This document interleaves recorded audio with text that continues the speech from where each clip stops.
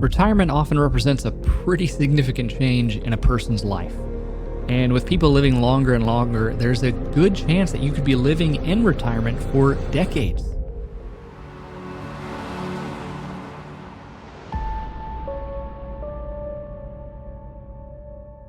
Avoiding big mistakes, especially on the front end of retirement, can help to ensure that you are able to spend those years in retirement enjoying yourself, as opposed to worrying about outliving your retirement savings. My name is Michael Carlson.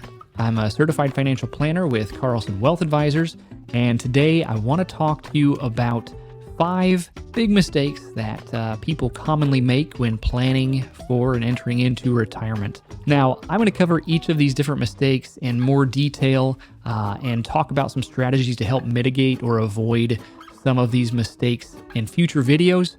But for today, let's just talk big picture. So the first mistake that I want to mention to you is that of underestimating healthcare expenses. If you're retiring at age 65 or later, you're going to have Medicare to help you out.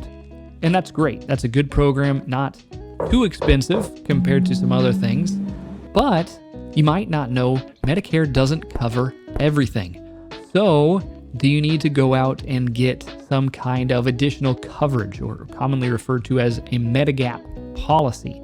Now, if you are younger than age 65 when you retire, you're going to have to wait some time before you're eligible for Medicare. And so that's where private health insurance or marketplace health insurance coverage comes into play. Are you going to get something like COBRA to extend your existing coverage? That can often be pretty expensive.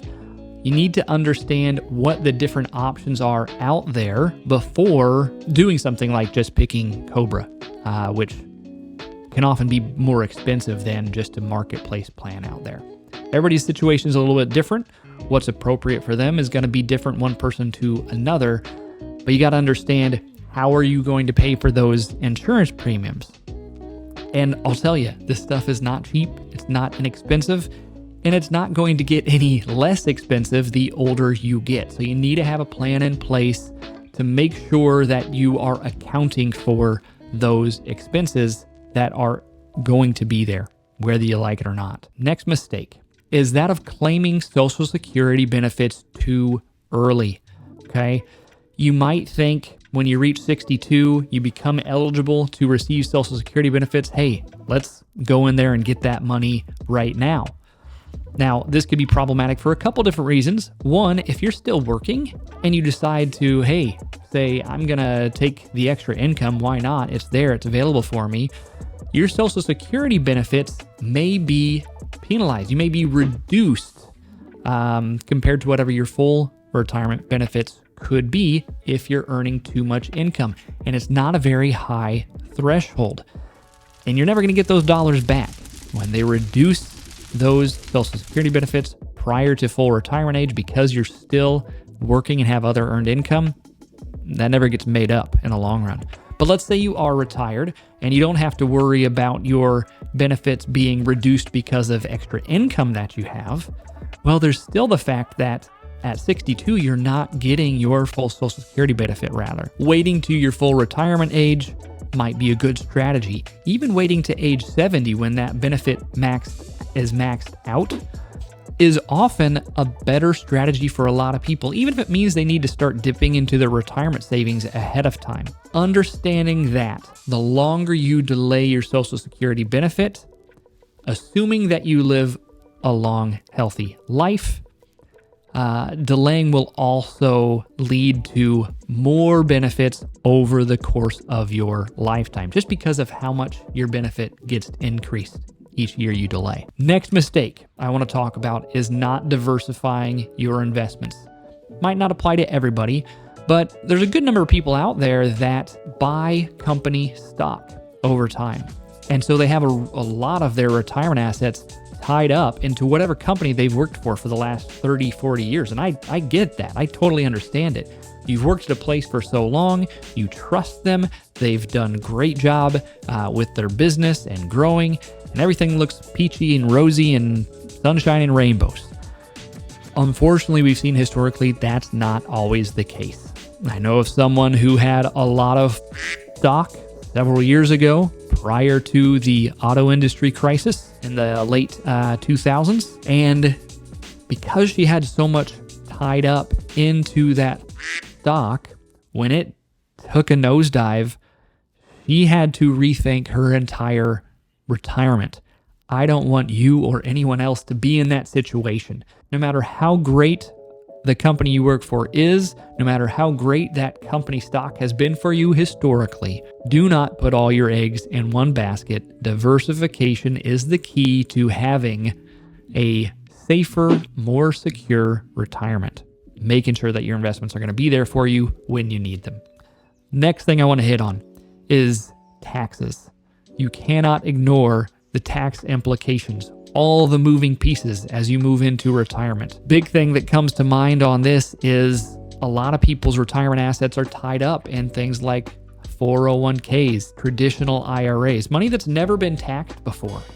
And so when you look at your IRA and say, hey, I've got $500,000, $1 million in my IRA, you kind of got to think, you know what? Not all of that money is mine at the end of the day, because as soon as I take it out, I'm gonna have to pay taxes on it. So if you're in a 20% tax bracket and you've got $1 million in your IRA, you can kind of look at that like it's only $800,000. Because if you're taking that money out and paying 20% on it along the way, that's all that's going to end up in your pocket. And that's what we care about ultimately, is how many spendable dollars do you have to live the kind of retirement you want to be living. I can go on and on about taxes.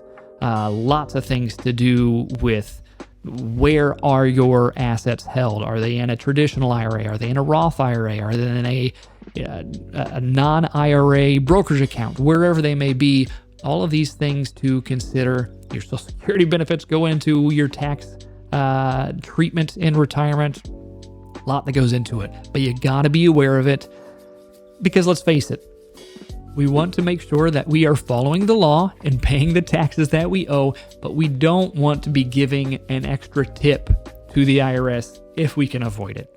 I think we can all agree on that. The last mistake that I see people make far too often, unfortunately, is not sitting down and coming up with a plan for retirement. Imagine you buy a piece of land and you say, I want to build a house here. And maybe you have some idea of what that looks like. Then you just go to Home Depot and you buy some lumber, you buy the tools you think you're going to need, and then you just go out there and you start building with no drawings, no plans, nothing. It's ridiculous. You would never do a thing like that. The same is true with retirement. If you don't know your budget, if you don't know the best way to claim Social Security, if you don't know the tax implications of all the moves that you're going to do, on and on and on. All the things I mentioned, plus a number of other things as well. If you don't have any kind of plan, at the very worst, you're going to find yourself in a bad situation where you just don't have what you need in order to live. Best case scenario, you're not doing things as efficiently as possible. You're leaving money on the table.